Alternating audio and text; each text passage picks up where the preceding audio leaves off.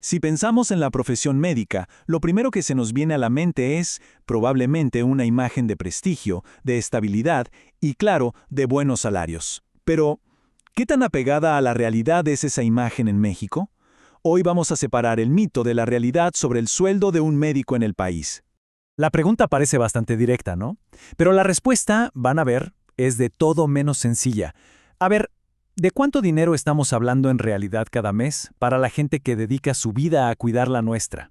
Arranquemos con esta cifra. 40,857 pesos, netos, al mes. Suena muy bien, la verdad. Este es el sueldo de un médico especialista de alto nivel en el ISSSTE. Digamos que este es el mito, ¿no? Es como el ideal que muchos tienen en la cabeza. Pero ojo, ese número tan atractivo no cuenta ni de cerca toda la historia. Para muchísimos profesionales de la salud, el día a día se ve muy, pero muy diferente a ese ideal. Y para entender por qué, primero hay que ver el panorama completo. La carrera de un médico en México depende fundamentalmente del sector en el que trabaje. El público o el privado. Son dos mundos. Es que el sistema de salud en México funciona casi como en dos universos paralelos. Por un lado, tenemos el sector público, con instituciones gigantescas como el IMSS o el ISSSTE. Aquí, por lo general, hay salarios regulados y la protección de un sindicato.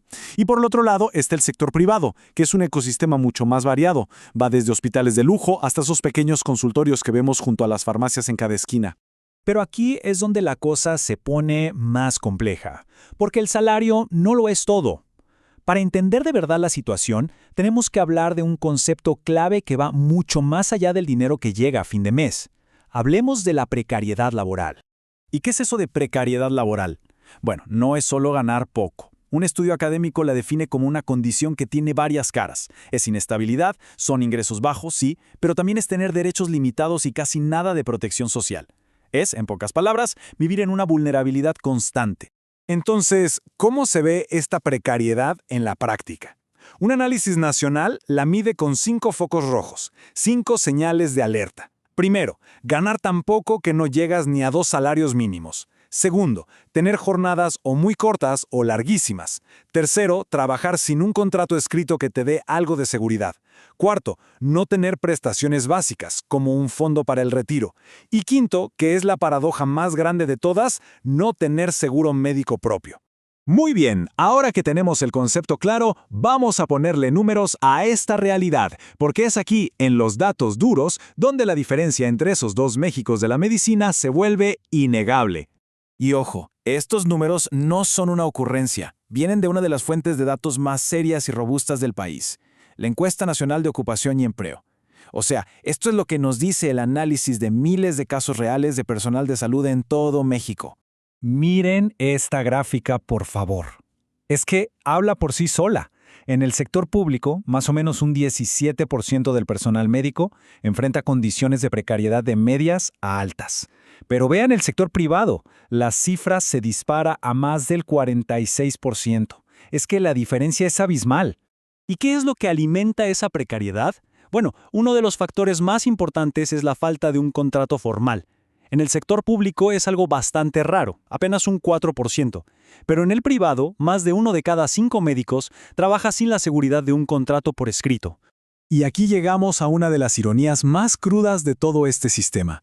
La gente que cuida nuestra salud muchas veces no tiene protegida la suya.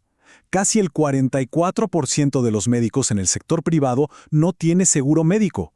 Comparen eso con el 11% en el sector público. Es una locura. Pero esperen, porque el análisis encontró una capa todavía más preocupante. Resulta que la precariedad no afecta a todos por igual. Existe una brecha de género clarísima y, la verdad, bastante alarmante. Vamos a poner la lupa en un área muy específica: los consultorios que son propiedad de grandes cadenas de farmacias. Aquí la diferencia por género es brutal. Fíjense, más del 81% de las doctoras que trabajan ahí sufren condiciones de precariedad. ¿Y sus colegas hombres? Apenas el 23%. La disparidad es simplemente enorme. Para ponerle en las palabras del estudio, las cifras entre hombres y mujeres están prácticamente al revés. Mientras que la mayoría de los hombres en estos consultorios tiene condiciones estables, la gran mayoría de las mujeres enfrenta precariedad. Es un hallazgo de verdad contundente. Ok, con todo este contexto, la precariedad, las diferencias entre sectores y la brecha de género, ahora sí, volvamos a la pregunta original. Entonces, ¿cuánto ganan realmente? La gran conclusión es esta. No existe un salario de médico en México. Lo que existe es un espectro, un rango inmenso. En un extremo, un recién egresado en un consultorio de farmacia puede empezar ganando apenas 6,000 pesos al mes, y en el otro extremo, un especialista con mucha experiencia y renombre puede superar los 84,000. El mito y la realidad viven en la misma profesión. Y para que quede más claro, veamos algunos ejemplos concretos. En el IMSS, un especialista puede llegar a unos 40,000 pesos netos. En el ISSSTE, como ya vimos, puede ser un poquito más.